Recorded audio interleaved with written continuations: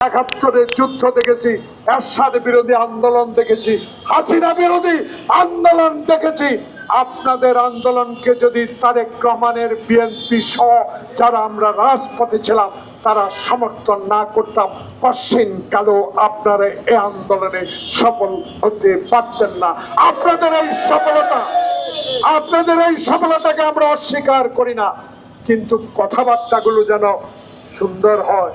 কারণ আমাদের দল বলেছে আসুন রাজনীতি করেন, ক্ষমতায় বসেন, যদি জনগণ ভোট দেয়। হাসিনার মতো দিনের ভোট রাতে করে মরা ব্যক্তির ভোট দিয়ে 10টা হুন্ডা গুন্ডা দিয়ে নির্বাচন কেন্দ্র দখল করে ক্ষমতা যাওয়ার আশা আর বাংলাদেশে কোনোদিনও করবেন না। বাংলাদেশের মানুষ অনেক দেখে, শেখ মুজিবকেও দেখেছে, কিন্তু সমালোচনা করে। মাওলানা আব্দুল হামিদ খান ভাষা দিন, সমালোচনা তো করে না। সমালোচনার ব্যক্তি বিধায় আপনি সমালোচিত হন। তাই ডক্টর মোহাম্মদ ইউনূস বিশ্বের দরবারে একজন গ্রহণযোগ্য ব্যক্তি, আপনার সমালোচনা আমরা কিন্তু সইতে পারবো না।